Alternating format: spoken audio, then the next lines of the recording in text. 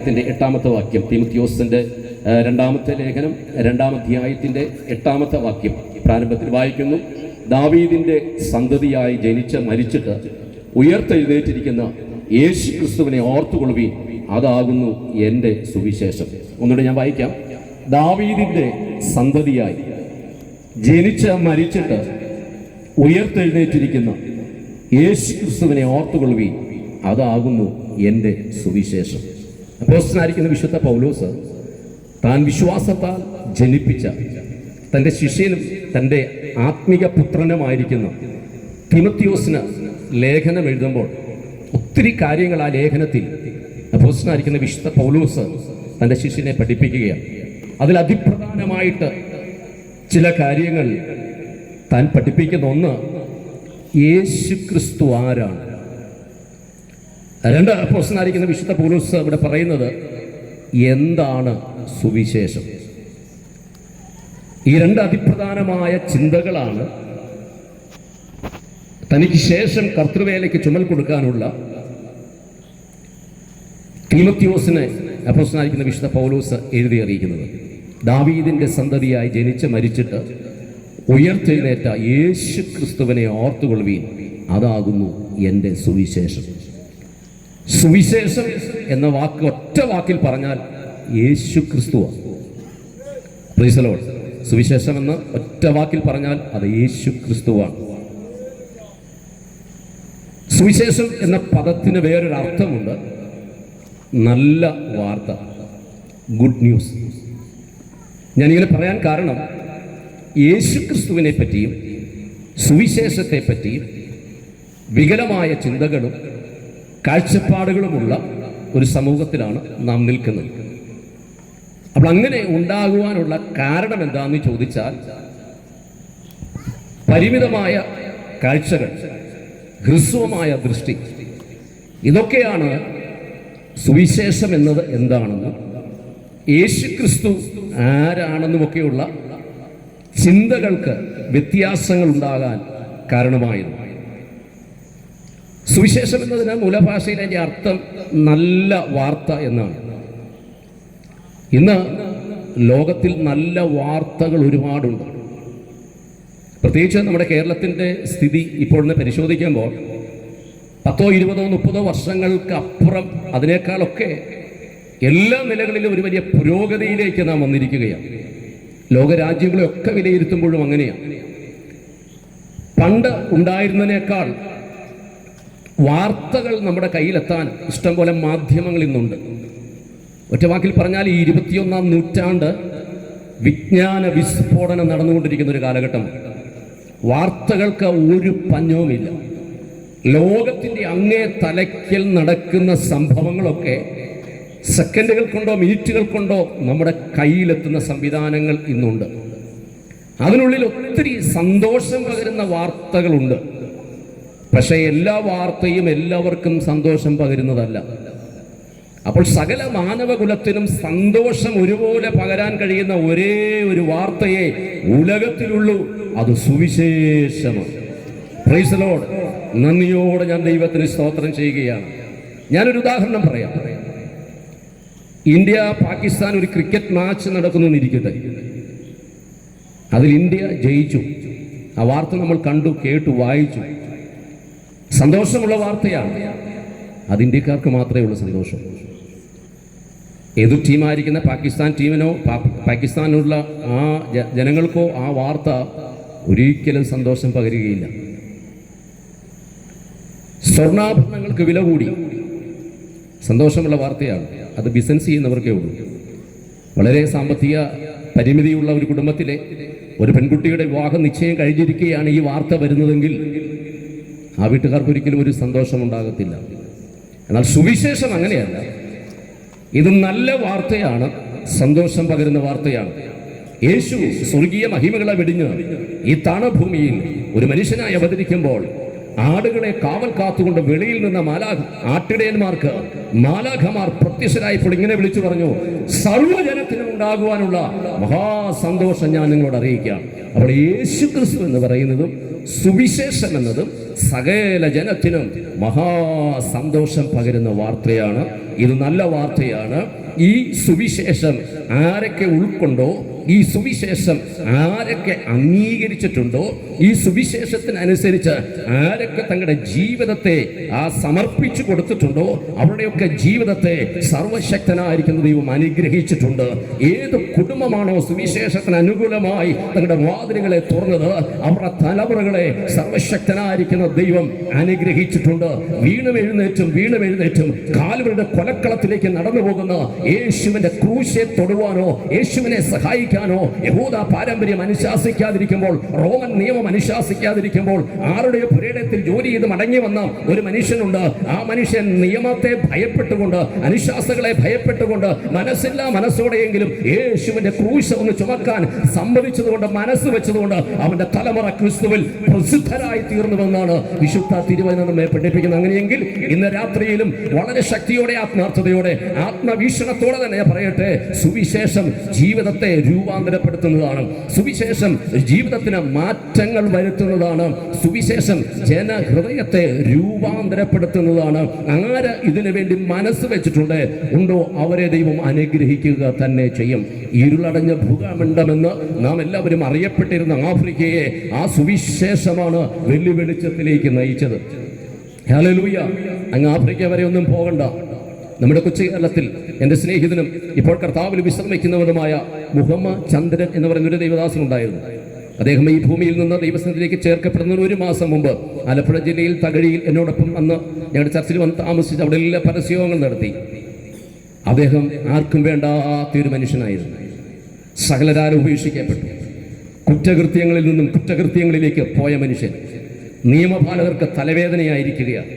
അങ്ങനെ ഒരു ദിവസം അവിചാരിതമായിട്ട് വൃദ്ധനായ ഒരു സുവിശേഷകനിൽ നിന്നും സുവിശേഷം കേട്ടു. അന്ന് ആ സുവിശേഷം തള്ളിക്കളഞ്ഞു.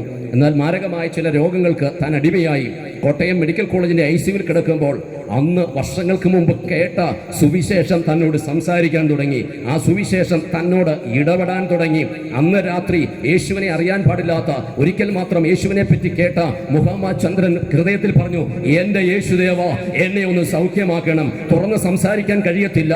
ചുറ്റുപാട് നിൽക്കുന്ന പോലീസുകാരോട് ഡോക്ടേഴ്സ് പറഞ്ഞു, ഇദ്ദേഹത്തിന് ആരെങ്കിലും ഉണ്ടെങ്കിൽ വിളിച്ചു പറയണം, നാളെ നേരം വെളുപ്പിക്കത്തില്ല, മരിച്ചു പോകും. കുറ്റകൃത്യങ്ങൾക്ക് വിധേയനായി താൻ ജയിൽ ശിക്ഷ അനുഭവിച്ചു വരികയാ. പോലീസ് ഉദ്യോഗസ്ഥർ പറഞ്ഞു, സ്വന്തം ബന്ധങ്ങളൊന്നും ആരുമില്ല, പക്ഷെ കൈവിടാത്തൊരു ദൈവമുണ്ട്. മാതാപിതാക്കൾ ഇല്ലായിരുന്നു, സ്വന്തം ബന്ധങ്ങളില്ലായിരുന്നു, സകലരാൽ ഉപേക്ഷിക്കപ്പെട്ടു. ചില വർഷങ്ങൾക്ക് മുമ്പ് കോട്ടയം മെഡിക്കൽ കോളേജിന്റെ ICUവിൽ കിടന്നുകൊണ്ട് എൻ്റെ യേശുദേവ, എന്നെ ഒന്ന് സൗഖ്യമാക്കണമേ എന്ന് നടുങ്ങുന്ന ഹൃദയത്തോടെ, നീറുന്ന ഹൃദയത്തോടെ വിളിച്ചു പറഞ്ഞപ്പോൾ സർവശക്തനായിരിക്കും ദൈവം അന്ന് സൗഖ്യം കൊടുത്തു. പിറ്റേ പ്രഭാതത്തിൽ താൻ ജീവനോടെ ബലത്തോടെ എഴുന്നേറ്റ് വന്നു. അതിനുശേഷമായിട്ട് കേരളത്തിൽ അങ്ങോളം ഇങ്ങോളമുള്ള ജയിലുകളിൽ സുവിശേഷം അറിയിക്കുന്ന എക്സോഡസ് എന്ന് പറഞ്ഞൊരു മിനിസ്ട്രി താൻ ആരംഭിച്ചു. Price the Lord. ഈ സുവിശേഷം ജനഹൃദയത്തെ രൂപാന്തരപ്പെടുത്തും. നമ്മോടൊപ്പം പാട്ട് പാടുന്ന ബ്രദർ കാർത്തികേയൻ എൻ്റെ ചർച്ചിലെ വിശ്വാസിയും കൂടിയാണ്. അദ്ദേഹം സുവിശേഷ വിരോധിയായിരുന്നു. പാസ്റ്റർമാരെ, സുവിശേഷത്തെ നാഗശികാന്തം എതിർത്തിയ ഒരു മനുഷ്യൻ. താൻ വിശ്വാസത്തിലേക്ക് വരുന്നതിന് മുമ്പ് നല്ലൊരു ആർട്ടിസ്റ്റായിരുന്നു, ചെണ്ടമേളക്കാരനാണ്, മിമിക്സ് പരേഡുകൾ നടത്തുന്നയാളാണ്, നല്ലൊരു ഡാൻസറും കൂടിയാണ്. അദ്ദേഹത്തിൻ്റെ മൂത്ത സഹോദരനാണ് TV-യിലൊക്കെ പ്രോഗ്രാം ചെയ്യുന്ന അജയൻ തകഴി. വിവാഹിതനായി 2 കുഞ്ഞുങ്ങളുണ്ടായതിൽ മൂത്ത മകൻ ജനിച്ചിട്ട് ചില വർഷങ്ങളായി നടക്കുന്നില്ല.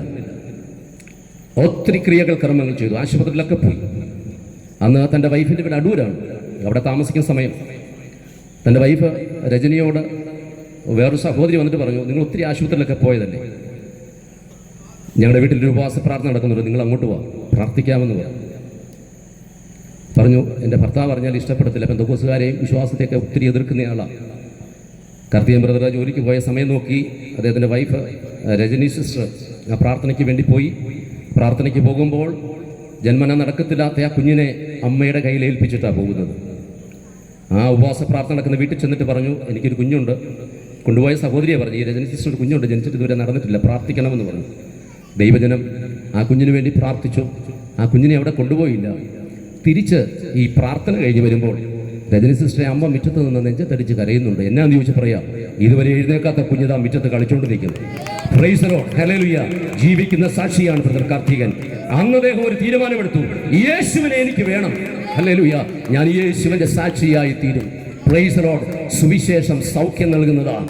സുവിശേഷം ജനഹൃദയത്തെ രൂപാന്തരപ്പെടുത്തിക്കൊണ്ടിരിക്കുക. അതിനുശേഷമായി തൻ്റെ ജീവിതം യേശു ക്രിസ്തുവിനായി മാറ്റിവെച്ചിരിക്കുക. ഇന്നലെയെല്ലാം തിരുവനന്തപുരം, കൊല്ലം, കൊട്ടാരക്കരയിലായിരുന്നു. ഇന്ന് രാവിലെ 6:30 അദ്ദേഹം തിരുവല്ലയിൽ വരുന്നത്. യേശുവിന് വേണ്ടി ഗാനങ്ങൾ ആലപിക്കുക, യേശുവിന്റെ സാക്ഷിയായി തീരുക. ഒരു കാലത്ത് സകലരാലും വെറുക്കപ്പെട്ടവൻ, എല്ലാവരാലും കൈവിടപ്പെട്ടവൻ, ആശയറ്റ ഒരു ജീവിതം നയിക്കുക.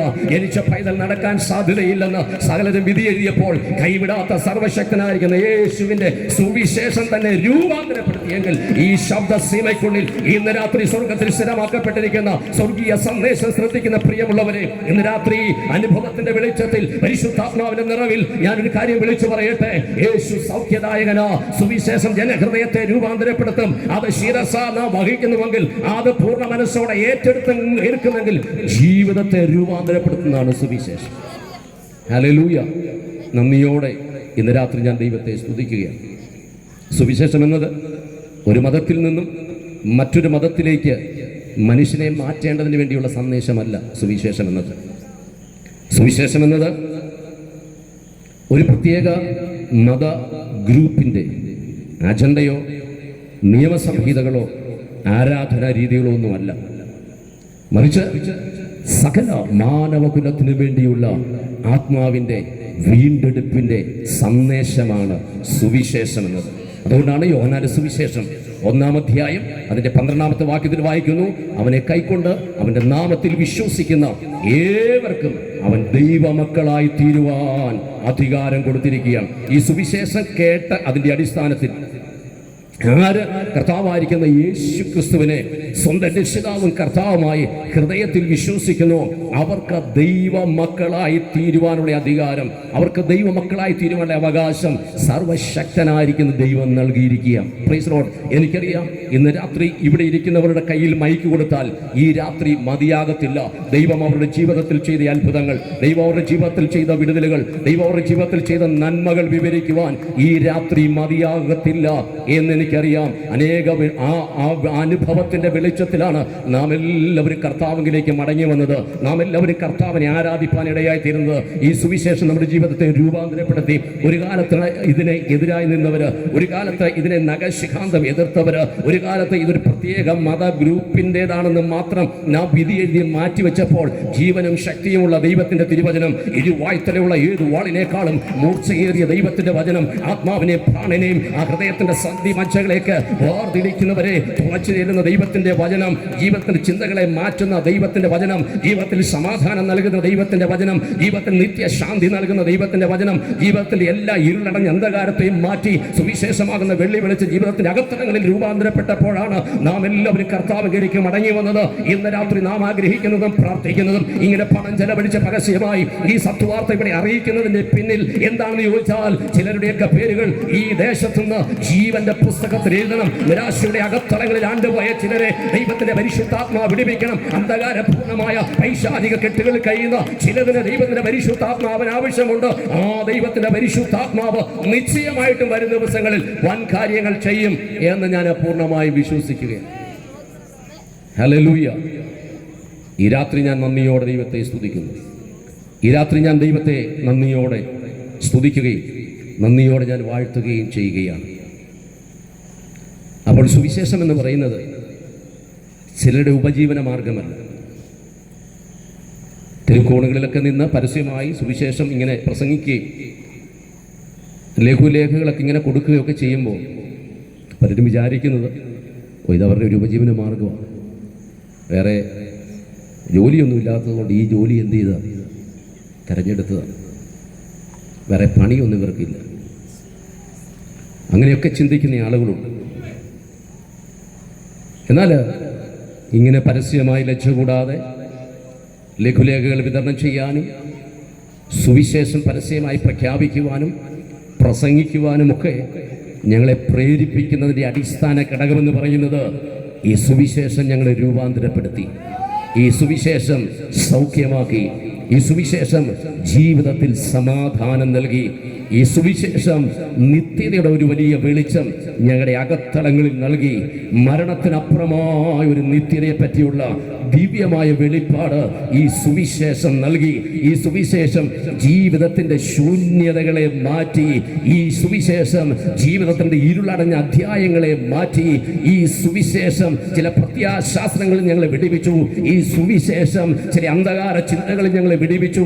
ഈ ലോകത്തിന്റെ കാലഗതികൾക്കനുസരിച്ച് നീങ്ങിയിരുന്ന ഞങ്ങളെ, ക്രിസ്തുവിന്റെ ക്രൂശിന്റെ ശത്രുക്കളായിരുന്ന ഞങ്ങളെ, ഈ ലോകത്തിന്റെ ഇഷ്ടപ്രകാരം ചരിച്ചിരുന്ന ഞങ്ങളെ, ദൈവമോ ദൈവഹിതപ്രകാരമോ ജീവിക്കാതിരുന്ന ഞങ്ങളെയും തേടി വന്ന മഹാസ്നേഹത്തിന്റെ ആഴം ഈ സുവിശേഷത്തിൽ കൂടി ഞങ്ങളിൽ വ്യാപരിച്ചപ്പോഴാണ് കർത്താവിന്റെ മഹാസാക്ഷികളായി തെരുക്കോണുകളിൽ ലജ്ജ കൂടാതെ വിടിവിച്ച സർവശക്തനായിരിക്കും ദൈവം നൽകിയ ഈ ചുരുങ്ങിയ ആയുസ് യേശു ക്രിസ്തുവിന്റെ മഹാസന്ദേശവുമായിട്ട് പോകുവാൻ കർത്താവ് കൃപ ചെയ്തത്. Price the Lord. സന്തോഷമുള്ളവർ ഇന്ന് രാത്രി നന്ദിയോടെ ദൈവത്തെ സ്തുതിക്കാം. ഈ രാത്രി ദൈവത്തെ ആരാധിക്കുന്നവരോട് ചോദിച്ചാൽ അറിയാം, കർത്താവിനെ അറിയുന്നതിന് മുമ്പ്, ഈ സുവിശേഷം കേൾക്കുന്നതിന് മുമ്പ് ജീവിതത്തിൻ്റെ സാഹചര്യം എന്തായിരുന്നു? എത്രയോ പ്രതിസന്ധികൾ നിറഞ്ഞ, എത്രയോ നിരാശകൾ നിറഞ്ഞ, വാക്കുകൾ കൊണ്ടുപോലും ആശ്വസിപ്പിക്കാൻ ആരുമില്ലാതിരുന്ന പ്രതിസന്ധികളിൽ നിന്ന് പ്രതിസന്ധികളിലേക്ക്, പ്രശ്നങ്ങളിൽ നിന്ന് പ്രശ്നങ്ങളിലേക്ക് യാത്ര ചെയ്തുകൊണ്ടിരുന്ന, പൈശാചിക കെട്ടുകളിൽ അകപ്പെട്ടു പോയിരുന്ന നമ്മെ സുവിശേഷത്തിന് വേണ്ടി നമ്മെ തന്നെ സമ്പൂർണ്ണമായി ഒന്ന് സമർപ്പിച്ചപ്പോൾ, സുവിശേഷത്തിന് വേണ്ടി നമ്മെ തന്നെ ഏൽപ്പിച്ചു കൊടുത്തപ്പോഴാണ് ദൈവത്തിൻ്റെ പരിശുദ്ധാത്മാവിൻ്റെ വചനം നമ്മുടെ അകത്ത ക്രിയ ചെയ്തതിൻ്റെ പരിണിത ഫലമായിട്ടാണ് ഈ ദൈവികമായ സമാധാനം ഇന്ന് രാത്രി നാം അനുഭവിക്കുന്നത്. തിരുവനന്തപുരം വായിക്കുന്നു, ഞാൻ എൻ്റെ സമാധാനം നിങ്ങൾക്ക് തരും, അത് ലോകം തരുന്നത് പോലെയല്ല. അപ്പോൾ ഈ ലോകത്തിന് തരാൻ കഴിയാത്ത ദൈവികമായ സമാധാനം സുവിശേഷം നൽകും. ഹല്ലേലൂയ. കേരളത്തിന്റെ ഒരു 10-100 പുറകിലുള്ള ആ വർഷത്തെ ചരിത്രം നാം വിലയിരുത്തുമ്പോൾ ആത്മീയ ദർശനത്തോടെ കേരളക്കരയിലേക്ക് കടന്നു വന്ന് മാറ്റമില്ലാത്ത സുവിശേഷം അറിയിച്ച ദൈവമക്കൾ ഒരു കാലത്ത് പ്രതിസന്ധികളിലൂടെ, പ്രയാസങ്ങളിലൂടെ യാത്ര ചെയ്തതിന്റെ പരിണിത ഫലമാണ്, സുവിശേഷം നിമിത്തമാണ് കേരളത്തിൽ ഇത്രയും മാറ്റങ്ങൾ സംഭവിക്കാനിടയായത്. അന്ന് നമ്മുടെ പിതാക്കന്മാർ കഷ്ടതയുടെയും പ്രതിസന്ധിയുടെയും നടുവിൽ സുവിശേഷം ഉച്ചസ്ഥിരം ഘോഷിച്ചതിന്റെ അടിസ്ഥാനത്തിലാണ് ഇന്ന് രാത്രി നമുക്കിവിടെ സ്വാതന്ത്ര്യമായി പരസ്യമായിരുന്ന ദൈവത്തെ ആരാധിക്കുവാനും ഈ ഉച്ചഭാഷണിലൂടെ വിടിവിച്ച കർത്താവിനെ ഉയർത്തുവാനും കർത്താവിന്റെ ധീരസാക്ഷിയായി നിൽപ്പാനും ഒക്കെ സർവശക്തനായിരിക്കും ദൈവം കൃപ ചെയ്തത്. ഹല്ലേലൂയ. നന്ദിയോടെ ഈ രാത്രി ഞാൻ ദൈവത്തെ സ്തുതിക്കുകയാണ്. നന്ദിയോടെ ഇന്ന് രാത്രി ഞാൻ ദൈവത്തെ നന്ദിയോടെ സ്തുതിക്കുകയാണ്. അപ്പോൾ ഒരു വ്യക്തി ഈ സുവിശേഷം സ്വീകരിച്ചാൽ അവരുടെ ജീവിതത്തെ സർവശക്തനായിരിക്കും ദൈവം രൂപാന്തരപ്പെടുത്തും. ആ വ്യക്തിയുടെ ജീവിതത്തെ സർവശക്തനായിരിക്കും ദൈവം മാറ്റി മറിക്കും. ആ വ്യക്തിയുടെ ജീവിതം സമാധാനമുള്ളതായി തീരും. ആ വ്യക്തിയുടെ ജീവിതം അനുഗ്രഹപൂർണമായി തീരും. നന്ദിയോടെ ഞാൻ ദൈവത്തെ സ്തുതിക്കുന്നു. ചില വർഷങ്ങൾക്ക് മുമ്പ് ബൈബിൾ കോളേജിൽ ഞങ്ങളെ ദൈവവചനം പഠിപ്പിച്ച ഒരു അധ്യാപകൻ, അദ്ദേഹം തൊടുപുഴയ്ക്കടുത്ത്, അവിടുത്തുകാരൻ തന്നെ, സ്ഥിരതാമസം, നല്ലൊരു ബിസിനസ് ചെയ്തുകൊണ്ടിരുന്ന മനുഷ്യനാണ്. കടബാധ്യത നിമിത്തം വളരെ പ്രതിസന്ധിയിലായി. തന്നെ വിശ്വാസത്തിലേക്ക് വരുന്നതിനുള്ള കാര്യം ഞാൻ പറഞ്ഞു. ഒരു വീട് വാടകയ്ക്കെടുത്ത് അവിടെ താമസിക്കുകയാണ്. ആഹാരത്തിന് പോലും വകയില്ല. തനിക്ക് പരിചയമുള്ളൊരു കടയിൽ ചെന്ന് അരി സാധനങ്ങൾ കടം ചോദിച്ചു. ഇദ്ദേഹം വലിയ കടബാധ്യതയിലാണെന്ന് അറിയാമായിരുന്നത് കൊണ്ട് കടക്കാരൻ പറഞ്ഞു തരാൻ നിവൃത്തിയില്ല. വളരെ വിഷമത്തോടെ വീട്ടിൽ വന്നു. താൻ ഒരു കുപ്പി വിഷം സംഘടിപ്പിച്ചു. വിശന്ന തൻ്റെ മോള് മയങ്ങിപ്പോയി. വിളിച്ചുണർത്തിയിട്ട് പറഞ്ഞു, ഇത് ജ്യൂസ് തരാമെന്ന് പറഞ്ഞു. ഭാര്യയോട് പറഞ്ഞു, ഇനി ആരും സഹായിക്കാൻ സാധ്യതയൊന്നുമില്ല, ആത്മഹത്യ മാത്രമേ മുമ്പിലുള്ളൂ. കുടുംബമായിട്ട് ആത്മഹത്യ ചെയ്യാൻ വേണ്ടി കഥകടച്ച് നിൽക്കുമ്പോൾ കഥകിൽ ആരോ വന്ന് മുട്ടി. ആ മനുഷ്യൻ പറഞ്ഞു, ഒരുപക്ഷെ വീട്ടുടമസ്ഥനായിരിക്കും, വാടക കൊടുത്തിട്ട് 2-3 മാസമായി, അദ്ദേഹത്തോട് പറ അടുത്ത മാസം തരാം എന്ന് പറയാൻ പറഞ്ഞു. ഭാര്യയെ നിർബന്ധിച്ച് പറഞ്ഞു വിട്ട് ഭാര്യയെ കഥ തുറന്നു നോക്കിയപ്പോൾ 2 പേര് നിൽപ്പുണ്ട്. അതിലൊരാൾ ഒരു ട്രാക്റ്റ് കൊടുത്തു. അവർ 2 പേര് 2 ഉപദേശിമാരാണ്. അല്പസമയം കഴിഞ്ഞിട്ട് ഭാര്യയെ കാണാത്തത് കൊണ്ട് ഇദ്ദേഹം ഇങ്ങനെ വെളിയിലോട്ട് ഇറങ്ങി വരുമ്പോൾ മനസ്സിൽ പറഞ്ഞു, മരിക്കാൻ പോലും സമ്മതിക്കത്തില്ല. മനസ്സിലാണ് പറഞ്ഞത്. അന്ന് ദൈവദാസൻ അദ്ദേഹത്തിന് നേരെ വിരൽ ചൂണ്ടിയിട്ട് പറഞ്ഞു, ആത്മഹത്യ ചെയ്യരുത്, ആത്മഹത്യ ഒന്നിനും പരിഹാരമല്ല, വിടിവിക്കുന്ന ഒരു യേശുവുണ്ട്. ഇന്നും തൊടുപുഴ പട്ടണത്തിൽ ചെന്നാൽ ബസ് സ്റ്റാൻഡിന് നേരെ ഓപ്പോസിറ്റ് ഒരു വലിയ ഹോട്ടലിൻ്റെ മുകളിൽ ഒരു ചർച്ച നടത്തുന്നുണ്ട്. അന്ന് ആത്മഹത്യ ചെയ്യാനിരുന്ന ആ മനുഷ്യൻ ആ സഭയിലെ pastor. Price the lord. Hallelujah. നന്ദിയോടെ ഞാൻ ദൈവത്തെ സ്തുതിക്കുന്നു. ഇതാ സുവിശേഷം. ഹല്ലേലൂയ. ഇതാ സുവിശേഷം. ഹല്ലേലൂയ. ഇതാ സുവിശേഷത്തിൽ വ്യാപരിക്കുന്ന പരിശുദ്ധാത്മാവിന്റെ സാന്നിധ്യം. മരണത്തിന് വിധിക്കപ്പെട്ടവനെ അല്ലെങ്കിൽ നിത്യതയിലേക്ക് കരം പിടിച്ച് നടത്തുന്ന, അന്ധകാരത്തിന്റെ ആഴങ്ങളിൽ ആണ്ടുപോയവനെ സുവിശേഷത്തിന് വെള്ളിവെളിച്ചം നിത്യയുടെ പ്രകാശത്തിലേക്ക് നടത്തിവിടുന്ന, ഹല്ലേലൂയ, സകല വഴികളും അടഞ്ഞു, ഇനി മുൻപിൽ ഒരു മാർഗവും ഇല്ലെന്ന് പറയുമ്പോൾ നിനക്ക് അനുകൂലമാകുന്ന വഴി ദൈവം തുറക്കുന്ന ദൈവിക മാർഗമാണ് സുവിശേഷം എന്ന് പറയുന്നത്. ഇതൊരു മതത്തിൽ നിന്നും മറ്റൊരു മതത്തിലേക്ക് ആളിനെ ചേർക്കുന്ന പരിപാടിയല്ല. ക്രിസ്ത്യാനികളുടെ പെന്തക്കോസ്തുകാരുടെ മാത്രം ഹല്ലേലൂയ ആരാധന രീതികളോ പ്രസംഗ ശൈലികളോ അതിനുവേണ്ടി എഴുതപ്പെട്ടതൊന്നുമല്ല. ഇത് സ്വർഗത്തിൽ സ്ഥിരമാക്കപ്പെട്ടതാണ്.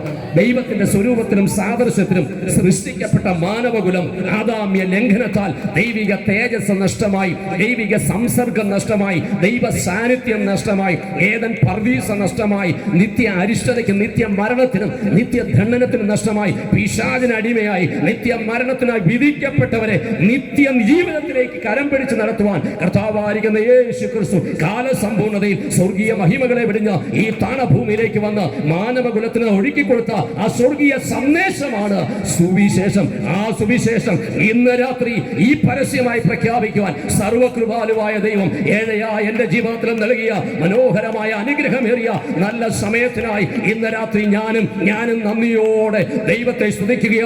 ഈ ശബ്ദ സീമയ്ക്കുള്ളിൽ ഈ ഉച്ചഭാഷണയിലൂടെ സുവിശേഷത്തിന്റെ ശബ്ദം കേൾക്കുന്ന നിങ്ങളെയും സർവശക്തനായിരിക്കുന്ന ദൈവം അനുഗ്രഹിക്കും. നിങ്ങളെയും സർവകൃപാലുവായ ദൈവം മാനിക്കും.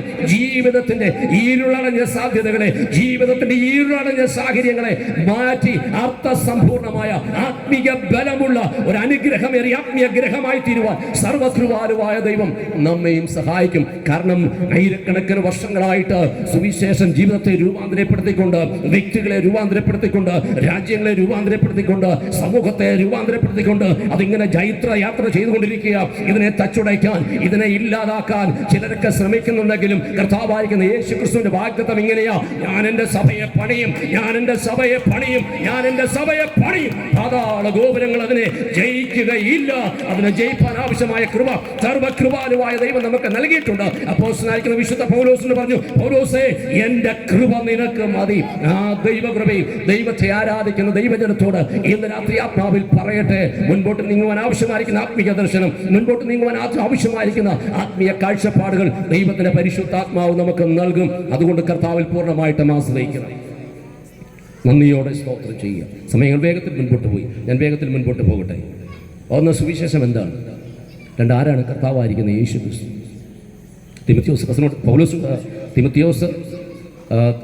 തിമത്തിയോസ് ലേഖനം എഴുതുകയാണ് പൗലോസ്. ദാവീദിന്റെ സന്തതിയായി ജനിച്ച് മരിച്ചിട്ട് ഉയർത്തെഴുന്നേറ്റ യേശു ക്രിസ്തുവിനെ ഓർത്തുകൊള്ളുവിൻ, അതാകുന്നു എൻ്റെ സുവിശേഷം. ആരാ യേശു ക്രിസ്തു? ഞാൻ മുമ്പ് പറഞ്ഞതുപോലെ സുവിശേഷത്തെ പറ്റിയുള്ള കാഴ്ചപ്പാട് പോലെ തന്നെയാണ് യേശു ക്രിസ്തുവിനെ പറ്റിയുള്ള കാഴ്ചപ്പാട്. യേശുവിൻ്റെ കാലഘട്ടത്തിൽ ചിലർ യേശുവിനെ പറ്റി പറഞ്ഞു: നീ ഒരു ശബരിയനാണ്, നിനക്ക് ഭൂതമുണ്ട്, നീ ഭൂതങ്ങളുടെ തലവനായിരിക്കുന്ന ബേൽസെബൂലിനെ കൊണ്ട് അത്ഭുതങ്ങൾ ചെയ്യുന്നത്. ചിലർ പറഞ്ഞു ന്യായപ്രമാണത്തിനെതിരാണ്, റോമൻ ഭരണകൂടത്തിന് എതിരാണിവർ. യഹൂദ സമുദായത്തിലുണ്ടായിരുന്ന പാരമ്പര്യങ്ങൾക്കെതിരാണ്. അവർ പരീക്ഷന്മാരുടെ വീട്ടിൽ പോകാറില്ല, ചുങ്കം പിരിക്കുന്ന ആളുകളിൽ പോകാറില്ല, കുഷ്ഠരോഗിയുടെ ദേഹത്തെ തൊടാറില്ല, പാപികളോടുകൂടെ ദോഷികളോടുകൂടി അവർ വീട്ടിൽ പോവുകയോ അവരോടുകൂടി ആഹാരം കഴിക്കുകയോ ചെയ്യാറില്ല. പക്ഷേ യേശു അതെല്ലാം ചെയ്യുന്നു. വിധവകളുടെ വീട്ടിൽ, അനാഥരുടെ വീട്ടിൽ യേശു പോകുന്നു. അപ്പോൾ യേശുവിൻ്റെ കാലഘട്ടം തൊട്ട് തന്നെ യേശുവിനെ പറ്റി വികലമായ വലിയ കാഴ്ചപ്പാടുകളുണ്ട്. ചില വർഷങ്ങൾക്ക് മുമ്പ് നോർത്ത് ഇന്ത്യയിൽ വെച്ച് ഒരു മനുഷ്യനോട് സുവിശേഷം പറയുമ്പോൾ ആ മനുഷ്യൻ എന്നോട് പറഞ്ഞു: യേശു എൻ്റെ ശിഷ്യനാണ്. എൻ്റെ അല്ല, ആ മനുഷ്യൻ. അപ്പോൾ അങ്ങനെയുള്ള കാഴ്ചപ്പാടുകളാണ് മനുഷ്യ ഹൃദയത്തിൻ്റെ അകത്തുള്ളത്. ചിലർ യേശുവിനെ പറ്റി പറയുന്ന യേശു നല്ലൊരു തത്വചിന്തകനാണ്, ചിലർ യേശുവിനെ പറ്റി പറയുന്ന യേശു നല്ലൊരു ഗുരുവാണ്. അതിന് അടിസ്ഥാനമായിട്ട് ഒത്തിരി കാരണങ്ങളുണ്ട്. യേശുവിന് നല്ലൊരു ഗുരുകുലമുണ്ടായിരുന്നു. 3.5 വർഷത്തോളം അതിങ്ങനെ നിലനിന്നു. ഒരു സ്ഥാപനത്തിൽ ഇരുത്തിയല്ല യേശു തൻ്റെ ശിഷ്യന്മാരെ പഠിപ്പിച്ചത്, യേശുവിനോട് കൂടെ യാത്ര ചെയ്യുകയാണ്. ഒരു മനുഷ്യൻ പറഞ്ഞത് യേശു നല്ലൊരു ഗുരുവാണ്, നല്ലൊരു അധ്യാപകനാണ്. ചിലർ പറയുന്ന യേശു ഒരു പ്രവാചകനാണ്. ഓരോ ചിന്തകളിലും ഓരോ വീക്ഷണങ്ങളിലുമാണ് യേശുവിനെ പറ്റി വിലയിരുത്തുകയും യേശുവിനെ പറ്റി പഠിപ്പിക്കുകയൊക്കെ ചെയ്യുന്നത്. ചിലർ പറയുന്നത് യേശു ക്രിസ്ത്യാനികളുടെ ദൈവമാണ്, അല്ലേ? അപ്പോൾ യേശു ഒരു മതസ്ഥാപകനല്ല, യേശു ഒരു മതവും സ്ഥാപിച്ചിട്ടില്ല. അപ്പോൾ യേശു ഒരു മതസ്ഥാപകനല്ല, യേശു ക്രിസ്ത്യാനികളുടെ മാത്രം ദൈവവുമല്ല. യോഹന്നാന്റെ സുവിശേഷം 3-ാം അധ്യായം 16-ാമത്തെ വാക്യത്തിൽ തൻ്റെ ഏകജാതനായ പുത്രനിൽ വിശ്വസിക്കുന്ന ഏവനും നശിച്ചു പോകാതെ നിത്യജീവൻ പ്രാപിക്കേണ്ടതിന്, പ്രൈസ് ലോർഡ്, തൻ്റെ ഏകജാതനായ പുത്രനിൽ വിശ്വസിക്കുന്ന ഏവനും നശിച്ചു പോകാതെ നിത്യജീവൻ പ്രാപിക്കേണ്ടതിന് ദൈവം അവനെ നൽകുവാൻ തക്കവണ്ണം ലോകത്തെ സ്നേഹിച്ചു. ഹല്ലേലൂയ. പിതാവാം ദൈവം തൻ്റെ പുത്രനായിരിക്കുന്ന ക്രിസ്തുവിനെ ഈ ഭൂമിയിലേക്ക് നൽകിയത്, ഈ ലോകത്തിലേക്ക് നൽകിയത് എന്തിനാന്ന് ചോദിച്ചാൽ, ദൈവസ്വരൂപത്തിലും സാദൃശ്യത്തിലും സൃഷ്ടിക്കപ്പെട്ട മാനവകുലം ദൈവ വഴി വിട്ട് പോയത് കൊണ്ട്, നിത്യദണ്ഡനത്തിനും നിത്യമരണത്തിനും അവർ ഓഹരിക്കാരായി തീർന്നത് കൊണ്ട് അവരെ ദൈവത്തെങ്കിലേക്കൊന്ന് മടക്കി കൊണ്ടുവരേണ്ടതിന് വേണ്ടിയാണ് കർത്താവായിരിക്കുന്ന യേശു ക്രിസ്തുവിനെ ഈ ഭൂമിയിലേക്ക് അയച്ചത്. അപ്പോൾ തിരുവചനത്തിൽ നാം വായിക്കുന്നത്, ആര് യേശു ക്രിസ്തുവിൽ വിശ്വസിക്കുന്നുവോ, ആര് യേശു ക്രിസ്തുവിൽ പൂർണ്ണമായിട്ട് അംഗീകരിക്കുന്നു എന്ന് പറഞ്ഞാൽ, എൻ്റെ പാപശാപങ്ങൾക്ക് വേണ്ടിയാണ് കർത്താവായിരിക്കുന്ന യേശു ക്രിസ്തു കാൽവരിയുടെ കൊലക്കളത്തിൽ യാഗമായി തീർന്നതും അവസാനത്തുള്ള രക്തം വരെ ഊറ്റിയത് എൻ്റെ പാപത്തിനും ശാപത്തിനും വേണ്ടിയാണ് എന്ന് ആരെ ഹൃദയം കൊണ്ട് വിശ്വസിക്കുന്നുവോ അവരെ ദൈവമക്കളാക്കി തീർക്കേണ്ടതിന് വേണ്ടിയാണ് കർത്താവായിരിക്കുന്ന യേശു ക്രിസ്തു വന്നത് ഈ ഭൂമിയിൽ. അപ്പോൾ യേശു ഒരു പ്രത്യേക ഗ്രൂപ്പിന്റെ, യേശു ഒരു പ്രത്യേക മതത്തിന്റെ മാത്രം ദൈവമല്ല, ഈ സർവ്വഭൂമിയിലുമുള്ള ദൈവത്തിന്റെ സ്വരൂപത്തിലും സാദൃശ്യത്തിലും സൃഷ്ടിക്കപ്പെട്ട മാനവകുലത്തിന്റെ ദൈവമാണ് കർത്താവായിരിക്കുന്ന യേശു ക്രിസ്തു. ഹല്ലേലൂയ. കർത്താവായിരിക്കുന്ന യേശു ക്രിസ്തുവിനെ സ്വന്തം രക്ഷിതാവും കർത്താവുമായി സ്വീകരിച്ച ഒരു മനുഷ്യന്റെ സാക്ഷ്യം ഞാൻ കേട്ടിട്ടുണ്ട്. ജീവിതത്തിൽ സമാധാനമില്ല, സന്തോഷമില്ല, എന്തു ചെയ്യണമെന്നറിയാതെ താനിങ്ങനെ ഒരു ബസ്സിൽ ഇങ്ങനെ യാത്ര ചെയ്യുമ്പോൾ ഒരു 2 നില വീടിൻ്റെ മുകൾ ഭാഗത്ത് ഇങ്ങനെ എഴുതി വെച്ചിരിക്കുന്നു, യേശു നിന്നെ സ്നേഹിക്കുന്നു. സുവിശേഷമൊന്നും എഴുതിയിട്ടില്ല, വാക്യങ്ങളൊന്നും എഴുതിയിട്ടില്ല, പ്രസംഗമൊന്നും കേട്ടില്ല, ഒറ്റ വാക്യം മാത്രമേ എഴുതിയിട്ടുള്ളൂ, യേശു നിന്നെ സ്നേഹിക്കുന്നു. ആ മനുഷ്യൻ ആ ബസ് സ്റ്റോപ്പിൽ അവിടെ ഇറങ്ങി, ആ വീട്ടിൽ ചെന്നു, ആ വീട്ടുകാരുമായിട്ട് സംസാരിച്ചു. അന്ന് അദ്ദേഹം കർത്താവായിരിക്കുന്ന യേശു ക്രിസ്തുവിനെ സ്വന്തം രക്ഷിതാവും കർത്താവുമായി സ്വീകരിച്ചു. പിന്നീട് അദ്ദേഹം എഴുതിയ പാട്ട്, അതൊരു ഹിന്ദിക്കാരനാണ്, അദ്ദേഹം എഴുതിയ പാട്ട, ജബ്സെ പ്യാര ഈശു ആയ മേര ജീവൻ ബദൽ ഗയ. എപ്പോഴാണോ സ്നേഹിക്കുന്ന യേശു എൻ്റെ ജീവിതത്തിലേക്ക് വന്നത്, അന്ന് മുതൽ എൻ്റെ ജീവിതത്തിന് മാറ്റങ്ങൾ സംഭവിച്ചു. ഹല്ലേലൂയ. നന്ദിയോടെ സ്തോത്രം.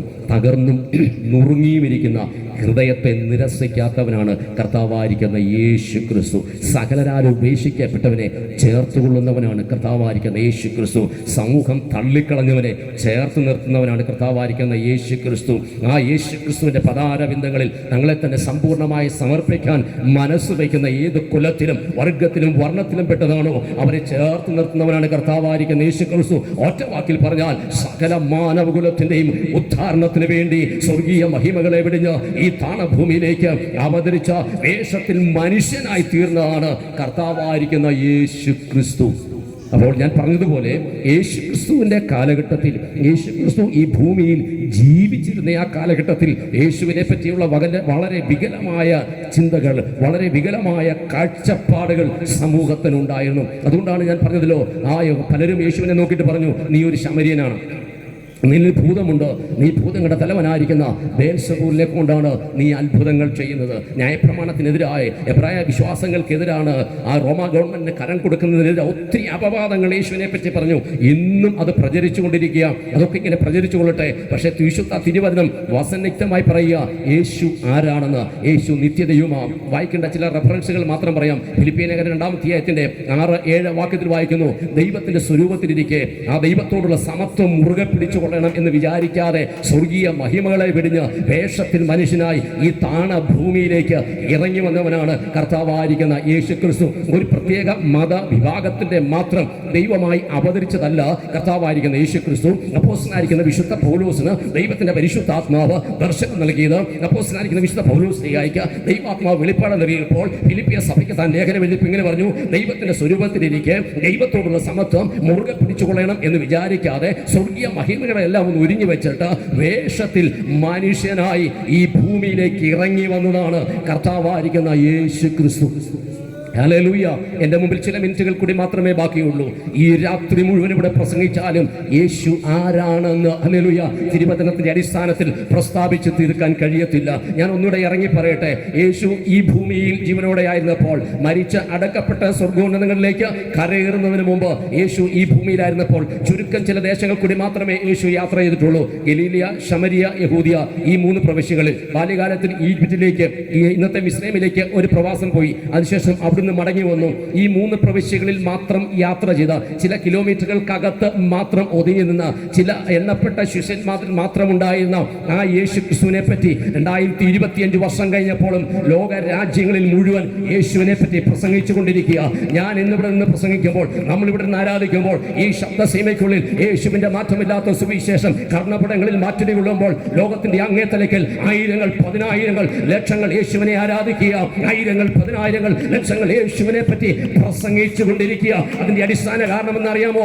ദൈവത്തോട് സമത്വമുണ്ടായിരുന്നവൻ ആ ദാസരൂപമെടുത്ത വേഷത്തിൽ മനുഷ്യനായി ആദാമ്യ വർഗത്തിന്റെ വീണ്ടെടുപ്പിന് വേണ്ടി സ്വർഗീയ മഹിമകളെ വെടിഞ്ഞ് ഈ താണ ഭൂമിയിലേക്ക് വന്നതുകൊണ്ടാണ് ആ കർത്താവായിരിക്കുന്ന യേശു ക്രിസ്തുവിന്റെ സുവിശേഷം പ്രഖ്യാപിക്കപ്പെടുന്നത്. അപ്പോൾ അപ്പോസ്തലനായിരിക്കുന്ന വിശുദ്ധ പൗലോസ് താൻ വിശ്വാസത്താൽ ജനിപ്പിച്ച തന്റെ നീച്ചപുത്രനായിരിക്കുന്ന തീമോത്തിയോസിന് താൻ ലേഖനം എഴുതുമ്പോൾ പറയുകയാണ്, തീമോത്തിയോസേ, യേശു ക്രിസ്തു ആരാണെന്നുള്ള വ്യക്തമായ വെളിപ്പാടുണ്ടാകണം. അപ്പോൾ യേശു ക്രിസ്തു ആരാണെന്നുള്ള വ്യക്തമായിട്ടുള്ള വെളിപ്പാട് അറിവ് അല്ല, അതൊരു വെളിപ്പാടാണ്. വായിച്ചുള്ള അറിവല്ല, ഇതൊരു വെളിപ്പാടാണ്. യേശു ക്രിസ്തു തന്റെ ശിഷ്യന്മാരോട് ചോദിച്ചു, നിങ്ങൾ എന്നെ പറ്റി ആരാണെന്നാ പറയുന്നത്? കാരണം യഹൂദ മതം, പരീശര്, സദൂക്യന്മാര്, റോമ ഗവൺമെന്റ് ഒക്കെ യേശുവിനെ പറ്റി പല കാര്യങ്ങൾ പറയുമ്പോൾ യേശു തന്റെ ശിഷ്യന്മാരോട് ചോദിച്ചു, നിങ്ങൾക്ക് എന്താ പറയാനുള്ളത്? ഞാൻ ആരാണ്? അപ്പോൾ യേശുവിന്റെ ശിഷ്യനായിരിക്കുന്ന പത്രോസ് പറഞ്ഞു, ഗുരു, അങ്ങ് ജീവനുള്ള ദൈവത്തിന്റെ പുത്രനായ ക്രിസ്തുവ. ഉടനെ യേശു മറുപടി പറയാ, പത്രോസേ, ശിമോൻ പത്രോസേ, നിനക്കിത് വെളിപ്പെടുത്തിയത് ജഡരക്തങ്ങളല്ല,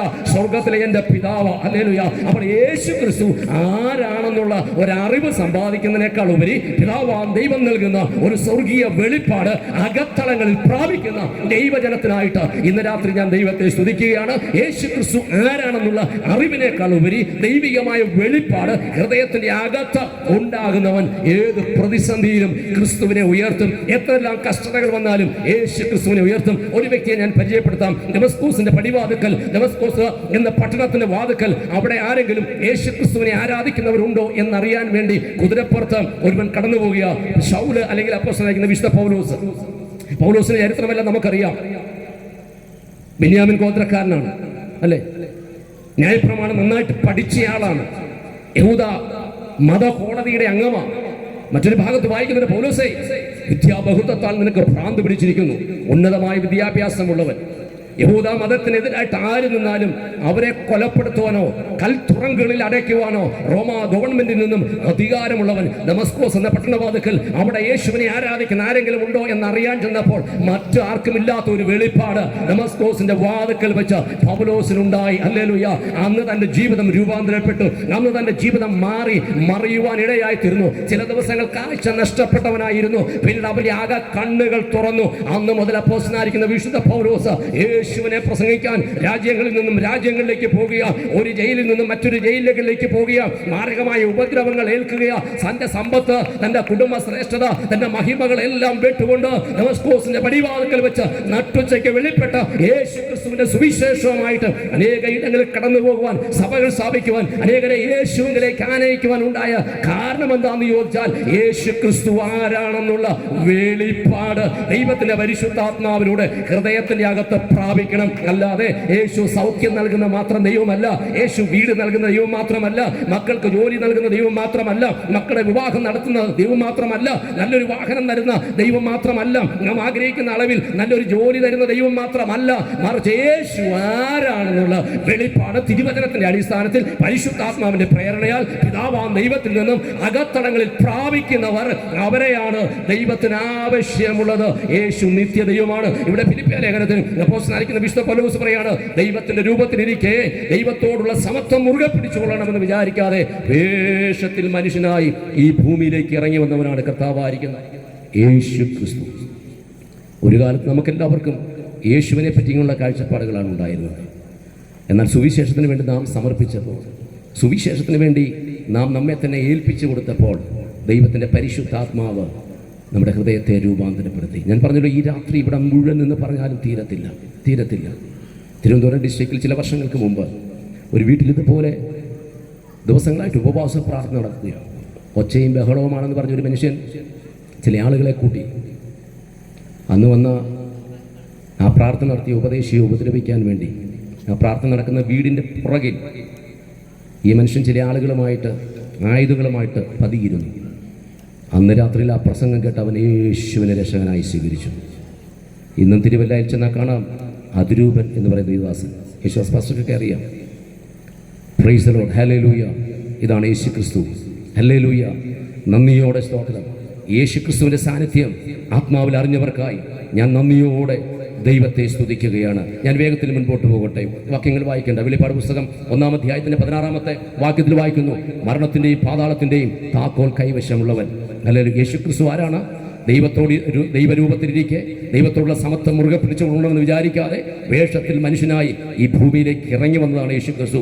അപ്പോസ്തലനായിരിക്കുന്ന യോഹന്നാന് പത്മോസിന്റെ ഏകാന്തതയിൽ വെച്ച് ദൈവത്തിന്റെ പരിശുദ്ധാത്മാവ് വെളിപ്പെടുത്തുകയാണ്, മരണത്തിന്റെയും പാതാളത്തിന്റെയും താക്കോൽ കൈവശമുള്ളവനാണ് കർത്താവായിരിക്കുന്ന യേശു ക്രിസ്തു. അതാണ് യേശു ക്രിസ്തു പറഞ്ഞത്, ഞാൻ തന്നെയാണ് പുനരുത്ഥാനവും ജീവനും. ഹല്ലേലൂയ. എന്നിൽ വിശ്വസിക്കുന്നവൻ അവൻ മരിച്ചാലും ജീവിക്കും. അപ്പോൾ യേശു ക്രിസ്തു മരണത്തിന്റെയും പാതാളത്തിന്റെയും താക്കോൽ കൈവശമുള്ളവനാണ്. മരണ അധികാരിയായിരിക്കുന്ന പിശാചിനെ കാൽവരിയുടെ കൊലക്കളത്തിൽ വെച്ച് അവന്റെ തലയെ തകർത്ത് നിത്യ മരണത്തിന് വിധിക്കപ്പെട്ടവരെ ആ നിത്യ ജീവങ്കിലേക്ക് ആനയിക്കുവാൻ സ്വർഗത്തിലെ സകല മഹിമകളെയും വിടിഞ്ഞ് ഈ താണഭൂമിയിലേക്ക് ഇറങ്ങി വന്ന് വേഷത്തിൽ മനുഷ്യനായി 33.5 തിരുവയസ്സ് വരെയും ഈ ഭൂമിയിൽ ഉണ്ടാകുകയും കാൽവരിയുടെ കൊലക്കളത്തിൽ 2 കള്ളന്മാരുടെ നടുവിൽ 3 ആണിമേൽ ആ മരക്കുരിശിൽ തൂങ്ങിയും സ്വന്തം തോളിൽ തലയായിച്ച ആത്മാവിനെ പിതാവിന്റെ കരങ്ങളിലേക്ക് ഏൽപ്പിച്ച മരണത്തെ ജയിച്ച 3-ാം നാൾ ഉയർത്തെഴുന്നേറ്റ കർത്താവായിരിക്കുന്ന യേശു ക്രിസ്തു മരണത്തിന്റെയും പാതാളത്തിന്റെയും താക്കോൽ കൈവശമുള്ളവനാ. അതുകൊണ്ട് ആ സങ്കീർത്തനത്തിൽ വായിക്കുന്നത്, ഞാൻ മരിക്കുകയില്ല, ഞാൻ ജീവനോടെ ഇരുന്ന് യഹോവയുടെ പ്രവൃത്തികളെ ഞാൻ വർണ്ണിക്കും. അപ്പോൾ യേശു ക്രിസ്തു ആരാണ് എന്ന് ചോദിച്ചാൽ, യേശു ക്രിസ്തു മരണത്തിന്റെയും പാതാളത്തിന്റെയും താക്കോൽ കൈവശമുള്ളവനാണ് യേശു ക്രിസ്തു. വിസ്തരിക്കാൻ സമയമില്ലല്ലോ, ഞാൻ വേഗത്തിൽ മുൻപോട്ട് പോവുകയാണ്. ലൂക്കോസിന്റെ സുവിശേഷം 23-ാം അധ്യായം അതിൻ്റെ 42-ാമത്തെ വാക്യത്തിൽ ഇങ്ങനെ വായിക്കുന്നു, യേശുവേ നീ രാജാവായി വരുമ്പോൾ എന്നെയും ഓർക്കണമേ. കള്ളനാണെങ്കിലും അകത്തൊരു വെളിപ്പാട് ദൈവത്തിൻ്റെ പരിശുദ്ധാത്മാവ് നൽകി. ചരിത്രങ്ങളിലേക്ക് ഞാൻ ഇറങ്ങുന്നില്ല. മീഖാ പ്രവാചകന്റെ പുസ്തകം 5-ാം അധ്യായത്തിൻ്റെ 2-ാമത്തെ വാക്യത്തിൽ വായിക്കുന്നു, നീ ബേത്ലഹേമേ എഫ്രാത്തേ, നീ യഹൂദാ സഹസ്രങ്ങൾ ചെറുതായിരുന്നാലും എന്നിലൊരു രാജാവ് ഉത്ഭവിക്കും. Price the Lord.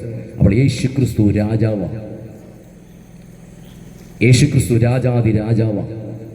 വീണ്ടും തിരുവചനങ്ങൾ വായിക്കുന്നു, യേശു ക്രിസ്തു അത്ഭുത മന്ത്രിയാണ്. യേശു ക്രിസ്തു വീരനായ ദൈവമാണ്. യേശു ക്രിസ്തു നിത്യ പിതാവാണ്. ഹല്ലേലൂയ. നന്ദിയോടെ ഇന്ന് രാത്രി ഞാൻ ദൈവത്തെ സ്തുതിക്കുകയാണ്. ലൂക്കോസിന്റെ സുവിശേഷത്തിൽ പറയുന്നു, യേശു രാജാവാണ്. മീഖാ പ്രവാചകനോട് ദൈവത്തിന്റെ പരിശുദ്ധാത്മാവ് പറയാ, യഹൂദാ സഹസ്രങ്ങൾ ചെറുതായിരുന്നാലും നിന്നിൽ എൻ്റെ രാജാവ് ഉത്ഭവിക്കും. ആ പ്രവചനവും ഇന്നേക്ക് 2025 പരം വർഷങ്ങൾക്ക് മുമ്പ് നിറവേറി. നാം ആരാധിക്കുന്ന നമ്മുടെ വീണ്ടെടുപ്പുകാരനായ, ഉലകത്തിന്റെ വീണ്ടെടുപ്പുകാരനായ, ലോകരക്ഷകനായിരിക്കുന്ന യേശു ക്രിസ്തു രാജാവാണ്. അവൻ രാജാതി രാജാവായി വേഗം വരാൻ പോകുക. ഇന്ന് ഇവിടെ ഈ കഷ്ടതയുടെ നടുവിലും കർത്താവായിരിക്കുന്ന യേശു ക്രിസ്തുവിനെ ആരാധിക്കുന്നവരുടെ വിശ്വാസത്തിന്റെ ആധാരം എന്ന് പറയുന്നത്, വിശ്വാസത്തിന്റെ നങ്കൂരം എന്ന് പറയുന്നത്, രാജാതി രാജാവായി വേഗം വരാൻ പോകുന്ന യേശു ക്രിസ്തുവിനെ. അതുകൊണ്ടാണ് യോഹന്നാന്റെ സുവിശേഷത്തിൽ വായിക്കുന്നത്, നിങ്ങളുടെ ഹൃദയം കലങ്ങിപ്പോകരുത്, നിങ്ങൾ ദൈവത്തിൽ വിശ്വസിക്കണം, എന്നിലും വിശ്വസിക്കണം. എന്റെ പിതാവിന്റെ ഭവനത്തിൽ അനേക വാസസ്ഥലങ്ങളുണ്ട്, ഇല്ലെങ്കിൽ ഞാൻ നിങ്ങളോട് പറയുമായിരുന്നു. ഞാൻ പോകുന്നത് നിങ്ങൾക്ക് പ്രയോജനം, ഞാൻ പോകുന്നത് നിങ്ങൾക്ക് സ്ഥലമൊരുക്കാൻ പോവുകയാണ്. സ്ഥലമൊരുക്കിയാൽ ഞാൻ വേഗം മടങ്ങി വരും. യേശു രാജാവായി മടങ്ങി വരും. യേശു രാജാവാണ്. ഞാൻ വേഗത്തിൽ മുൻപോട്ട് പോവുകയാണ്. ചരിത്രത്തിന്റെ ഏടുകളിൽ പ്രവചിച്ചിരിക്കുന്നത് പോലെ യേശു ജനിച്ചു, ചരിത്രത്തിന്റെ ഏടുകളിൽ പ്രവചിച്ചിരിക്കുന്നത് പോലെ യേശു ജീവിച്ചു, ചരിത്രത്തിന്റെ ഏടുകളിൽ പ്രവചിച്ചിരിക്കുന്നത് പോലെ, തിരുവചനത്തിന്റെ അടിസ്ഥാനത്തിൽ പ്രവചിച്ചിരിക്കുന്നത് പോലെ യേശു ക്രിസ്തു മരണം അടക്ക പുനരുത്ഥാനം ഉണ്ടായെങ്കിൽ ദൈവത്തിന്റെ തിരുവചനത്തിൽ അസന്നിഗ്ധമായി പ്രഖ്യാപിച്ചിരിക്കുന്നത് പോലെ തന്നെ യേശു രാജാതി രാജാവായി വീണ്ടും മടങ്ങി വരാൻ പോകുക. പറയുകയാണ്, തിരുവചനത്തിൽ തങ്കലിപികളിൽ എഴുതിയിരിക്കുന്ന സ്വർഗീയ വെളിപ്പാടുകൾ നിറവേറിക്കൊണ്ടിരിക്കുന്ന ഒരു കാലഘട്ടത്തിലാണ് നാം ജീവിക്കുന്നത് എന്ന് ഒരിക്കലും നാം മറന്നു പോകരുത്. നാം ആരാധിക്കുന്ന യേശു ക്രിസ്തു ഇന്ന് 2025 പല വർഷങ്ങൾക്ക് മുമ്പ് കാൽവരുടെ കൊലക്കളത്തിൽ സകല മാനവകുലത്തിന്റെ ആത്മാവിന്റെ വീണ്ടെടുപ്പിന് വേണ്ടി യാഗമായി തീർന്ന യേശു തന്നിൽ വിശ്വസിക്കുന്നവരെ ചേർക്കാൻ രാജാതിരാജാവായി മടങ്ങി വരാൻ പോകുക. വിശ്വസിക്കുന്നവർ, ആ പ്രത്യാശയുള്ളവർ യേശുവിനെ നന്ദിയോടെ ആരാധിക്കാം. ഹല്ലേലൂയ. യിരെമ്യാ പ്രവാചകന്റെ പുസ്തകം 16-ാം അധ്യായത്തിൽ 31-ാം അധ്യായത്തിലൊക്കെ ഇസ്രായേലിന് സംഭവിക്കേണ്ട പ്രവചനങ്ങളെ പറ്റി വായിക്കുന്നുണ്ട്. ആ കാലത്ത് ഞാൻ മനുഷ്യരുടെയും മൃഗങ്ങളുടെയും വിത്ത് വിതയ്ക്കും. യിരെമ്യാ 16:16 വായിക്കുന്നു, ഇസ്രായേലിനെ ഞാൻ പുനരുദ്ധരിക്കും, ഇസ്രായേലിനെ ഞാൻ മടക്കി കൊണ്ടുവരും. ഞാൻ പറഞ്ഞു വരുന്നത്, കർത്താവായിരിക്കുന്ന യേശു ക്രിസ്തുവിനെ പറ്റിയുള്ള പ്രവചനങ്ങൾ നിറവേറി നാം ഈ ജീവിക്കുന്ന കാലഘട്ടം എന്ന് പറയുന്നത് യേശു ക്രിസ്തുവിൻ്റെ മടങ്ങി വരവ് ഏറ്റവും അടുത്തൊരു കാലഘട്ടമാണ്. അപ്പോൾ യേശു ക്രിസ്തുവിൻ്റെ മടങ്ങി വരവിന് മുമ്പായിട്ട് ഇസ്രായേലിനോട് ബന്ധത്തിൽ സംഭവിക്കേണ്ട പ്രവചനങ്ങളൊക്കെ പഴയ നിയമ പ്രവചന ഗ്രന്ഥങ്ങളിലേക്ക് എഴുതി വെച്ചിരിക്കുക. യിരെമ്യാ 16:16, യിരെമ്യാ 31-ാം അധ്യായത്തിലേക്ക് എഴുതിയിരിക്കുന്ന പ്രവചനങ്ങൾ നിറവേറിയിരിക്കുക. 2-ാം ലോകമഹായുദ്ധത്തിന് ശേഷം ഇസ്രായേലിൽ ഒരു മടങ്ങിവരവുണ്ടായി. ഇസ്രായേലിൻ്റെ സ്ഥിതിക്ക് മാറ്റം സംഭവിച്ചു. ഇസ്രായേൽ ജനം ഏകദേശം 130 രാജ്യങ്ങളിൽ ചിതറിപ്പോയവര് മടങ്ങി വന്നു. ഹല്ലേലൂയ. ഒരു മത്സ്യബന്ധനക്കാരൻ, മീൻപിടുത്തക്കാരൻ വല വീശി മീൻ പിടിക്കുന്നത് പോലെ ഞാൻ തൻ്റെ ജനത്തെ മടക്കി വരുത്തുമെന്ന് യിരെമ്യാ അവനോട് പ്രവചിച്ചത് നിറവേറി. നമ്മുടെ കേരളത്തിൽ നിന്നും യഹൂദൻ മടങ്ങിപ്പോയി, മട്ടാഞ്ചേരിയിൽ നിന്നും യഹൂദൻ മടങ്ങിപ്പോയി. ഇനി 1-2 പേര് മാത്രമേ അവിടെ ഉള്ളൂ. ഗോവയിൽ നിന്ന് മടങ്ങിപ്പോയി, മഹാരാഷ്ട്രയിൽ നിന്ന് മടങ്ങിപ്പോയി. അങ്ങനെ ലോകത്തിൻ്റെ ആ 130 പരം രാജ്യങ്ങളിൽ ചിതറിക്കിടന്ന യഹൂദൻ തൻ്റെ രാജ്യത്തിലേക്ക് മടങ്ങിപ്പോയി. അത്തി തളർക്കുമ്പോൾ വേനലെടുത്തു എന്ന് നിങ്ങൾ അറിഞ്ഞുകൊള്ളുവീൻ എന്ന് തിരുവചനത്തിൽ വായിക്കുന്നു. അപ്പോൾ യഹൂദനെ സംബന്ധിച്ചിടത്തോളം യേശുക്രിസ്തുവിന്മേൽ വെളിപ്പെടേണ്ട ആ പ്രവചനങ്ങൾ നിറവേറിക്കൊണ്ടിരിക്കുകയാണെങ്കിൽ ഇപ്പോൾ നാം ചിന്തിച്ച ആ മത്തായി സുവിശേഷത്തിലും മീഖായുടെ പ്രവചനത്തിലേക്ക് എഴുതിയിരിക്കുന്ന ഒരു രാജാതിരാജാവായിരിക്കുന്ന കർത്താവ് മടങ്ങി വരവാൻ സമയം ഏറ്റവും അടുത്തിരിക്കുകയാണ്. കാലങ്ങൾ അത് വിളിച്ചറിയിച്ചുകൊണ്ടിരിക്കുക. ചുറ്റുപാട് നടക്കുന്ന സംഭവങ്ങൾ അതിലേക്ക് നമ്മെ വിരൽ ചൂണ്ടിക്കൊണ്ടിരിക്കുക. അതുകൊണ്ട് ഇന്ന് രാത്രി പ്രത്യാശയോടെ നാം ആയിരിക്കണം. ഹല്ലേലൂയ. വീണ്ടും വായിക്കാം. റോമാലേഖനം 9-ാം അധ്യായത്തിൽ 4-ാമത്തെ വാക്യത്തിൽ വായിക്കുന്നു, അവൻ സർവ്വത്തിനും മീതെ ദൈവമാണ്. ആര്? റോമാലേഖനം 9-ാം അധ്യായം അതിന്റെ 4-ാമത്തെ വാക്യത്തിൽ യേശു ക്രിസ്തുവിനെ പറ്റിയുള്ള വെളിപ്പാട് അപ്പോസ്തലനായിരിക്കുന്ന വിശുദ്ധ പൗലോസിന് ദൈവത്തിന്റെ പരിശുദ്ധാത്മാവ് ആത്മീയ കണ്ണുകളാൽ നൽകിയപ്പോൾ റോമിലുള്ള സഭയ്ക്ക് എഴുതി, യേശു ക്രിസ്തു സകലത്തിനും മീതെ ദൈവമാണെന്ന്. നാം ആരാധിക്കുന്ന സർവശക്തനായിരിക്കുന്ന ക്രിസ്തു ആരാണെന്ന് ചോദിച്ചാൽ സകലത്തിനും മീതെ ദൈവമാണ്. ഹല്ലേലൂയ. നന്ദിയോടെ സ്തോത്രം. ഇല്ലാത്തതിനെ ഉള്ളതിനെ പോലെ വിളിച്ചു വരുത്തിയവൻ, കടലിന് കടന്നുകൂടാതവണ്ണം മണൽ കൊണ്ട് അതിർവരമ്പുകളിട്ട ദൈവം, ഉന്നതനും ഉയർന്നിരിക്കുന്നവനും ശാശ്വതവാസിയും പരിശുദ്ധനെന്ന നാമമുള്ള ദൈവം. ഹല്ലേലൂയ. മരിച്ച 4 ദിവസമായി കൃമി വമിച്ച, ദുർഗന്ധം വമിക്കുന്ന, കീടകൾ പുഴുക്കൾ വമിക്കുന്ന, മൃതശരീരത്തിന് അടക്കിയിരിക്കുന്ന ശവക്കല്ലറയ്ക്കൽ മുമ്പ് നിന്നുകൊണ്ട് ലാസറേ പുറത്തു വരുവിനെന്ന് അരുളി ചെയ്തപ്പോൾ ആ ശബ്ദം ജീവൻ പകർന്ന് അകത്ത് കിടന്നവനെ പുറത്തു കൊണ്ടുവന്ന ജീവനുള്ള ദൈവമാണ് നാം ആരാധിക്കുന്ന സർവശക്തനായിരിക്കുന്ന ദൈവം. അവൻ സർവത്തിനും മീതെ ദൈവമാണ്. സകലതും അവൻ മുഖാന്തരമാണ് ഉളവായത്. സകലതും യേശു മുഖാന്തരമാണ് ഉളവായത്. സകല സൃഷ്ടിയുടെയും കാരണഭൂതനാണ് യേശു ക്രിസ്തു. സകല സൃഷ്ടിയുടെയും ആരംഭമാണ് യേശു ക്രിസ്തു. യേശു ക്രിസ്തുവിനെ കൂടാതെ ഒന്നും ഉളവായിട്ടില്ല. സകല സൃഷ്ടിക്കും അടിസ്ഥാനമാണ് നാം ആരാധിക്കുന്ന കർത്താവായിരിക്കുന്ന യേശു ക്രിസ്തു. റോമർ 9:4 പറയുന്നു, ആ യേശു സർവത്തിനും മീതെ ദൈവമാ. അതുകൊണ്ടാണ് നാം യേശുവിനെ ആരാധിക്കുന്നത്. അതുകൊണ്ടാണ് യേശുവിനെ പ്രസംഗിക്കുന്നത്. ഹല്ലേലൂയ. അതുകൊണ്ടാണ് യേശു ഇന്നും അത്ഭുതങ്ങൾ ചെയ്യുന്നത്. ആ യേശു സർവത്തിനും മീതെ ദൈവമായതുകൊണ്ട് അവൻ അസാധ്യങ്ങളെ സാധ്യമാക്കുന്ന ദൈവമാ. ശൂന്യതകളെ പണിയുന്ന ദൈവമാ. നിരാശകളെ മാറ്റുന്ന ദൈവമാ. കണ്ണുനീരിനെ തുടയ്ക്കുന്ന ദൈവമാ. ആരെല്ലാം കൈവിട്ടാലും കൈവിടാത്ത ദൈവമാ. ഹൃദയത്തിന്റെ അകത്തളങ്ങളുടെ വേദനകളെ അറിയുന്ന സർവശക്തനായിരിക്കും ദൈവം. തിരുവചനത്തിൽ വായിക്കുന്നു, പെറ്റ തള്ള തന്റെ കുഞ്ഞിനെ മറക്കുമോ? മറന്നാലും ഞാൻ നിന്നെ മറക്കത്തില്ല, ഞാൻ നിന്നെ ഉപേക്ഷിക്കത്തില്ല.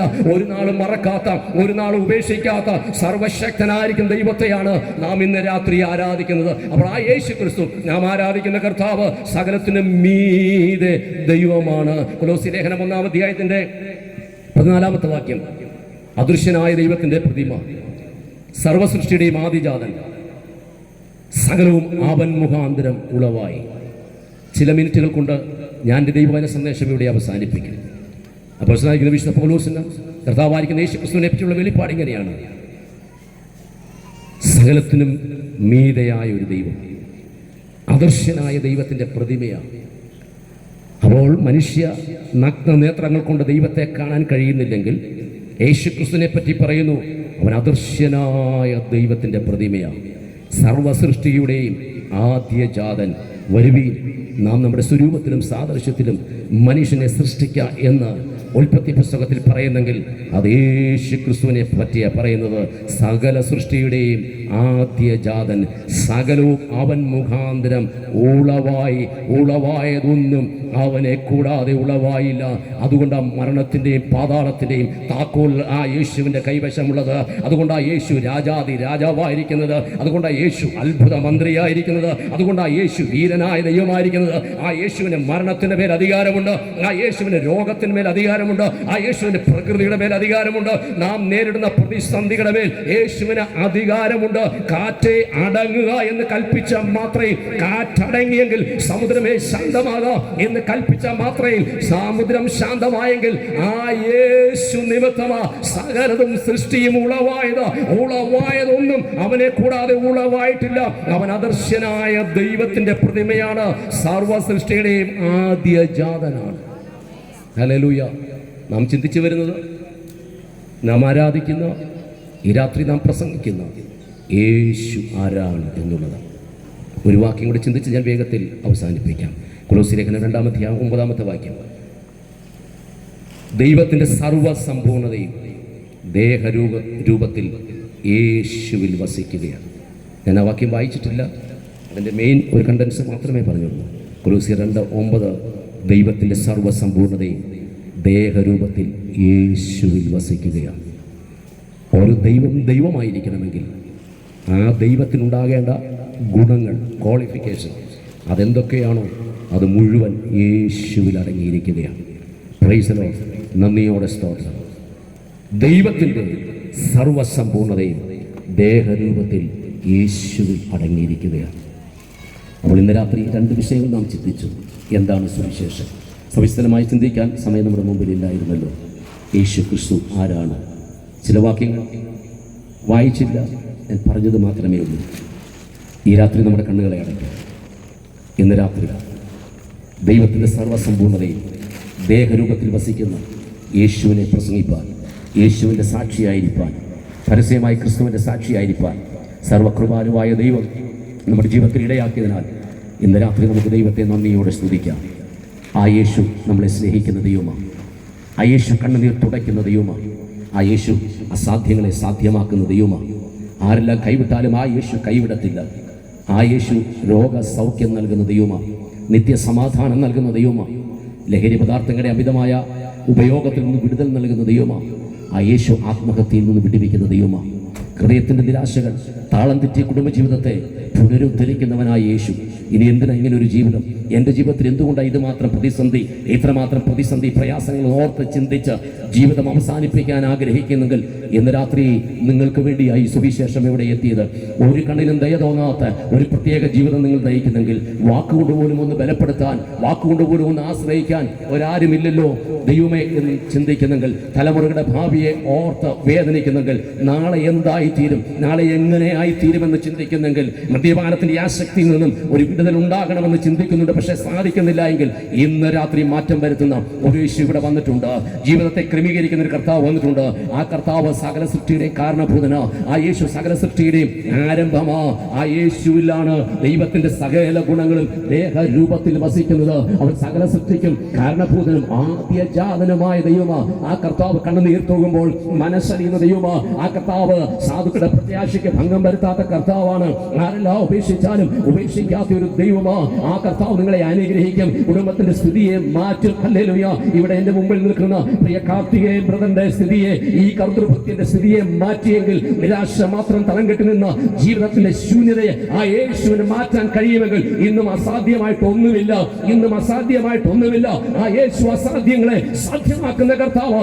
ഈ ശബ്ദസീമയ്ക്കലിൽ, വീടുകളിൽ, വീഥികളിൽ ഇരുന്ന യേശുവിനെ ശ്രദ്ധിക്കുന്ന ശ്രദ്ധിക്കുന്ന പ്രിയമുള്ളവരെ, നിങ്ങളായിരിക്കുന്ന ഇരിപ്പിൽ നിൽപ്പിൽ നിന്നുകൊണ്ട് എന്റെ യേശുവേ, എന്റെ ജീവിതത്തിലേക്ക് ഒന്ന് വരണമേ, എന്റെ ജീവിതത്തിന്റെ അരിഷ്ടതയൊന്ന് മാറ്റണമേ, എന്റെ ജീവിതത്തിൽ സമാധാനം നൽകണമേ എന്നോ ഹൃദയത്തിന്റെ ആഴങ്ങളിൽ ആത്മാർത്ഥതയോടെ പ്രാർത്ഥിക്കുന്നെങ്കിൽ രാജാതിരാജാവും കർത്താവും അമർത്യതയുള്ള ദൈവവും ഹല്ലേലൂയ, നന്ദിയോടെ സ്തോത്രം. സകലതും അസാധ്യമാക്കുന്ന ആ സർവശക്തനായിരിക്കും ദൈവം ഇന്ന് രാത്രി നിങ്ങളുടെ ഉള്ളിലേക്ക് കടന്നു വരും. അവനെ കൈക്കൊണ്ട് അവന്റെ നാമത്തിൽ വിശ്വസിക്കുന്ന ഏവർക്കും ദൈവമക്കളായി തീരുവാൻ അധികാരം നൽകുന്ന ഒരു ദൈവമുണ്ട്.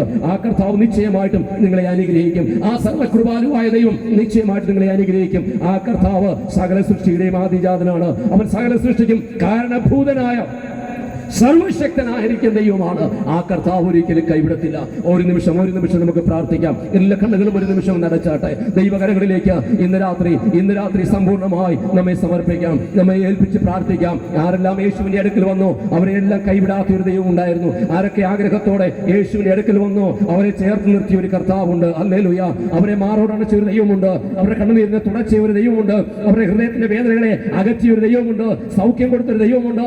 ജീവിതത്തിന്റെ ഇരുളടങ്ങിയ അധ്യായങ്ങളെ മാറ്റി എഴുതിയ ഒരു സർവശക്തനായിരിക്കുന്ന ദൈവമുണ്ട്. ജീവിതത്തിന്റെ ശൂന്യതകളെ പണിത ഒരു കർത്താവുണ്ട്. അരകമായ രോഗങ്ങളിൽ നിന്ന് വിടുതൽ നൽകിയ ഒരു ദൈവമുണ്ട്. ആ യേശു ഇന്നും ജീവിക്കുന്ന ദൈവമാ. ആ കർത്താവ് ഇന്നും അസാധ്യങ്ങളെ സാധ്യമാക്കുന്ന ദൈവമാ. ഇന്ന് രാത്രി ആ കർത്താവിന്റെ കരങ്ങളിലേക്ക്, ഈ രാത്രി ആ യേശുവിന്റെ കരങ്ങളിലേക്ക് സമ്പൂർണ്ണമായി നമ്മെ സമർപ്പിക്കാം. സമ്പൂർണ്ണമായി ദൈവകരങ്ങളിലേക്ക് ഏൽപ്പിക്കാം. ഹൃദയം നുറുങ്ങിയവർക്ക് അവൻ സമീപസ്ഥന, മനസ്സ് തകർന്നവരെ അവൻ രക്ഷിക്കുന്ന ദൈവമാ. ഹൃദയവേദനയോടെ ദൈവകരങ്ങളിലേക്ക് സമർപ്പിക്കുന്നവരെ ആശ്ലേഷിക്കുന്ന ദൈവമുണ്ട്. നിന്റെ ഭാരം യഹോവയുടെ മേൽ വെച്ചുകൊള്ളുക, അവൻ നിന്നെ പുലർത്തിക്കൊള്ളുമെന്ന് കർത്താവ് അരുളി ചെയ്തിട്ടുണ്ടെങ്കിൽ നിശ്ചയമായിട്ട് നമ്മെ അനുഗ്രഹിക്കുന്ന ദൈവമുണ്ട്. ഒന്നിനെ കുറിച്ചും വിചാരപ്പെടരുത്. എല്ലാത്തിലും പ്രാർത്ഥനയാലും അന്വേഷയാലും നിങ്ങളുടെ ആവശ്യങ്ങൾ സ്തോത്രത്തോടെ ദൈവത്തോടെ അറിയിക്കത്ര വേണ്ടത്.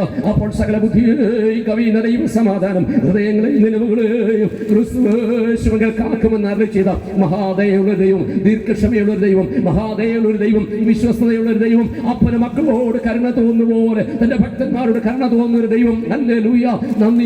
നന്ദിയോടെ ഇന്ന് രാത്രി ഞാൻ ദൈവത്തെ സ്തുതിക്കുന്നു. ആ മഹാദയുള്ള ദൈവം, ദീർഘക്ഷമയുള്ള ദൈവം, നമ്മുടെ അവസ്ഥകളെ കണ്ട് മാറിപ്പോകാത്തൊരു ദൈവം, കണ്ണുനീരിനെ മാനിക്കുന്ന ഒരു ദൈവം, കണ്ണുനീരിനെ മറികടക്കാത്ത ഒരു ദൈവം, അസാധ്യങ്ങളെ സാധ്യമാക്കുന്ന ഒരു ദൈവം, ആരെല്ലാം കൈവിട്ടാലും കൈവിടാത്ത ഒരു ദൈവം, ആരെല്ലാം ഉപേക്ഷിച്ചാലും ഉപേക്ഷിക്കാത്ത ഒരു ദൈവം, പ്രതിസന്ധികളിൽ നട്ടം തിരിഞ്ഞുകൊണ്ട് ആരിനെ സഹായിക്കും, എങ്ങനെയൊരു മോചനം ഉണ്ടാകുമെന്ന് വിചാരിക്കുന്നുണ്ടെങ്കിൽ അതിൽ നിന്നൊരു വിടുതൽ നൽകുന്ന സർവശക്തനായിരിക്കുന്ന യേശുവിനെ ഇന്ന് രാത്രി വരച്ചു കാണിപ്പാൻ സർവകൃപാലുവായ ദൈവം ഇടയാക്കിയെങ്കിൽ ആ യേശു ജീവിക്കുന്ന ദൈവമാ. ആ യേശു രാജാവായി മടങ്ങി വരുന്ന ദൈവമാ. ആ ദൈവം നിത്യനായ ദൈവമാ.